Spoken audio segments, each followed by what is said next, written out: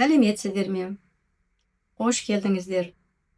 Менің атым Дидар Қапанқызы. Я веду канал для изучения казахского языка.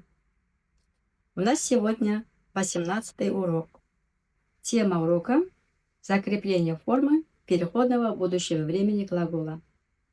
Цель урока – научиться строить предложения в переходном будущем времени, а также применять их в реальных речевых ситуациях. В начале урока давайте повторим фразы, которые прошли. Я задаю вопросы, вы отвечаете. Если сразу не получается, можете поставить на паузу, вспомнить, затем ответить. Если вы готовы, начинаем. Мынау ұл. Мынау қыз.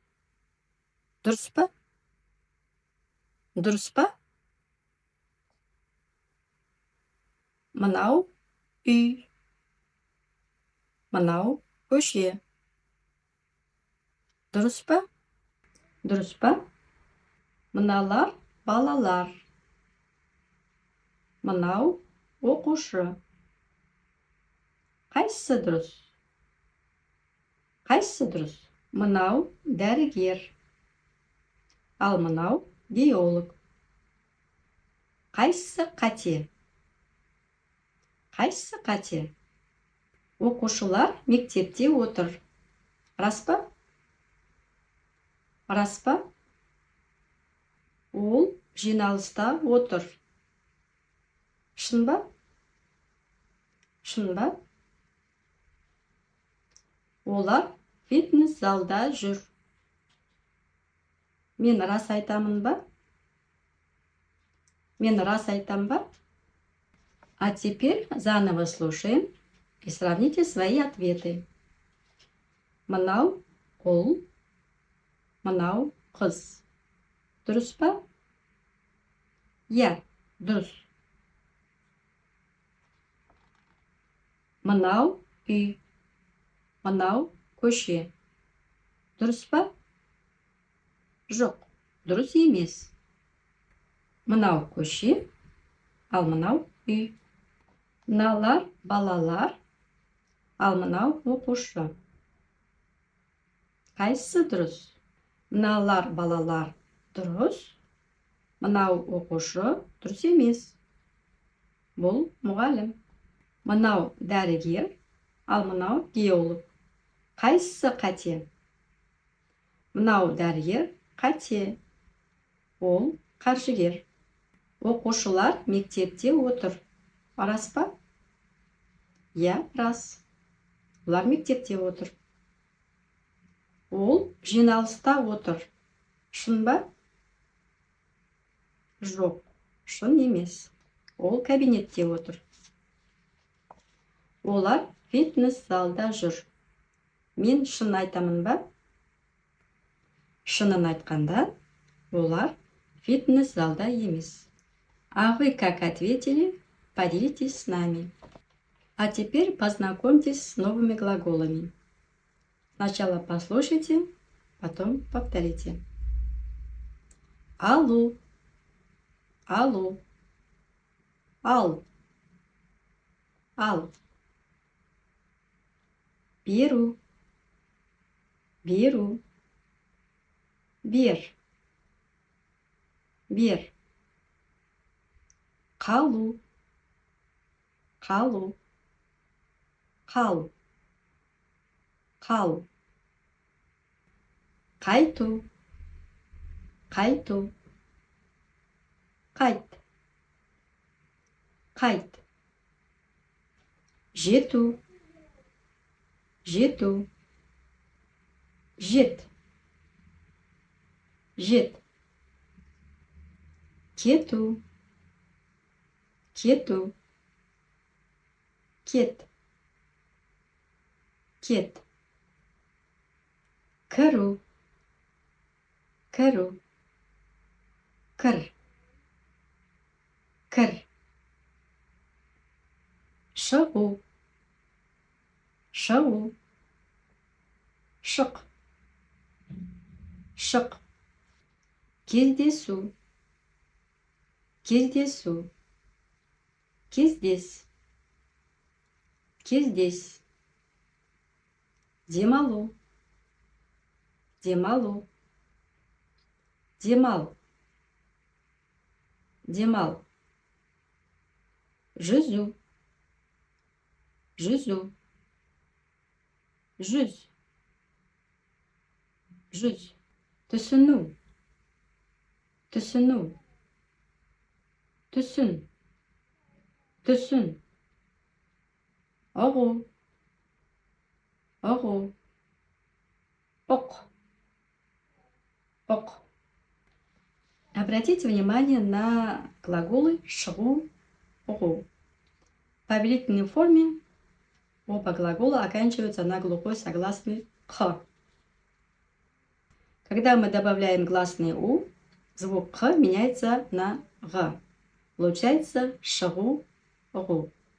Переход на будущее время точно так же меняется. Из-за гласного а звук х меняется. Выхожу будет шгамын. Понимаю будет огамын. Запоминайте, если слово оканчивается на глухие согласные к, п и окончание начинается на гласный звук, то звук к меняется на г, к меняется на г, п меняется на б. Гласные звуки смягчают эти звуки. В казахском языке таких правил немного. Обычно все звуки в корне и в окончаниях на месте. Поэтому эти три звука к, п, которые меняются из-за гласных, можно легко запомнить. На прошлых уроках мы с вами узнали конструкцию переходного будущего времени, а также узнали, что эту форму можно использовать в настоящем времени для обозначения постоянных или периодически повторяющихся действий. Сегодняшняя наша задача – закрепить эти знания через практические упражнения. Первое задание – проверяем словарный запас. Посмотрите на картинки и ответьте на вопросы. Образец. Человек, который куда-то идет. Мы отвечаем на вопрос «Мен нестимен». Первый ряд картинок. Мы должны ответить на вопрос «Мен нестимен». Нестимен. Мен барамын. Второй ряд. Мы должны ответить на вопрос «Сен нестисің». Сен барасың. Третий ряд. Сіз не істейсіз. Сіз барасыз. И последнее. Ол не істейді, ол барады. Дальше. Біз не істейміз. Біз барамыз. Сендер не істейсіңдер. Сендер барасыңдар. Сіздер не істейсіздер. Сіздер барасыздар. Олар не істейді, олар барады. А также вы можете ответить отрицательно. Если вы не идете, вы говорите «Мен бармаймын». Дальше. Сен бармайсың. Сіз бармайсыз, ол бармайды. Во множественном біз бармаймыз, сендер бармайсыңдар, сіздер бармайсыздар, олар бармайды. Если задание понятно, можете начинать.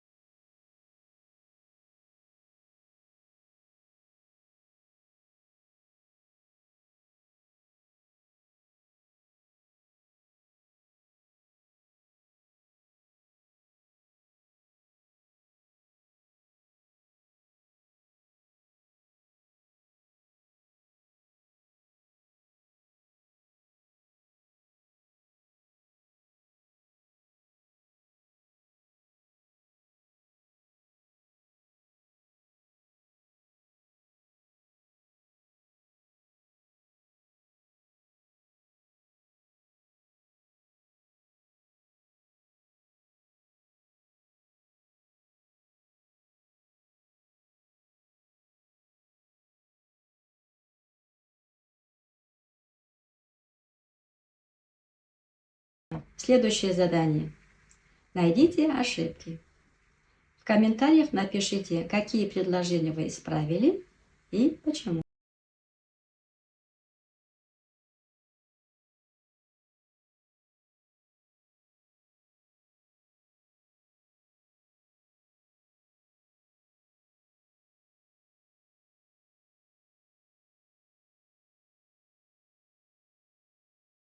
Для закрепления предлагаю послушать небольшие диалоги.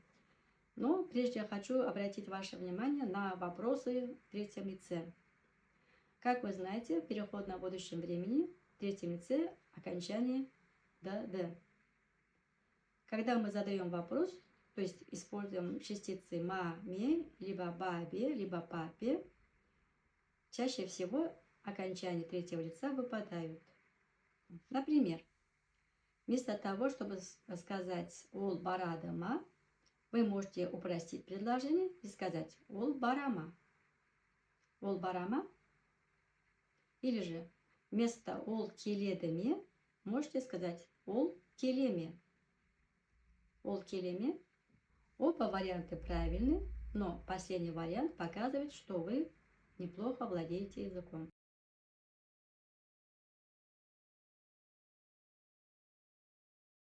Сіз Астанада тұрасыз ба? Жоқ, Астанада тұрмаймын, Бурабайда тұрамын. Ал сіз ше? Қостанайда тұрамын. Қашан қайтасыз? Ертең қайтамын. Сіз бүгін келесіз бе? Иә, бүгін таңертең келемін. Ал мен түсте жетемін. Сен қайда демаласың? Біз шетелде демаламыз. Қай жерде? Таиландта. Сендер ше? Біз Түркияда демаламыз. Сіз осы жылы Алакөлде демаласыз ба? Жоқ, Алакөлде демалмаймын, Қапшағайда демаламын. Ал сіз ше? Алакөлде демаламын. Қашан барасыздар? Биыл? Сіз бүгін барасыз ба? Жоқ, бүгін бармаймын, ертең барамын. Қашан келесіз? Бүрсігүні келемін. Сіздер кеште қонақта боласыңдар ма? Иә, қонақта боламыз, кеш келеміз, күтпеңдер. Дәурен үйде қалады ма? Жоқ, Дәурен үйде қалмайды, ол да барады. Сендер ертең жұмыс істейсіңдер ме? Иә, жұмыс істейміз. Сендер ше? Біз де жұмыс істейміз. Бүгін жиналыста Новосельцев сөйледі ме? Иә, Новосельцев сөйледі. Ол қазақша сөйлейді ме? Жоқ, ол орысша сөйлейді. Кім қазақша сөйлейді? Самохвалов қазақша сөйлейді. Сен жаңа телефон аласың ба? Иә, жаңа телефон аламын. Қашан аласың? Бүрсігүні. Ал сенде телефон жаңа ма? Иә, жаңа. Сіз қалада тұрасыз ба, ауылда тұрасыз ба? Біз қалада тұрамыз. Ал сіздер қайда тұрасыздар? Біз ауылда тұрамыз. Оқушылар мектепте диктант жазады ма? Жоқ, қазір оқушылар диктант жазбайды. Ботам, сен үйге қашан қайтасың? Қазір келемін, анашым. Анашым, сіз бүгін кетесіз бе? Жоқ, ертең таңертең кетемін. Пойыз қашан жетеді? Пойыз түнде жетеді. Сіз қайда жұмыс істейсіз? Мен компанияда жұмыс істеймін. Қандай компанияда? Теңшевройлда. Компанияда адам көп пе? Иә, Теңшевройлда көп адам жұмыс істейді. На этом я заканчиваю урок. Обязательно повторите задание, особенно аудиоматериал. Проговаривайте слова и фразы, практикуйте. Напоминаю, без практики вы забудете то, что узнали. Практика очень важна. Жду от вас комментарии. Назарларыңызға рахмет. Келесі сабақта күтемін. Кездескенше.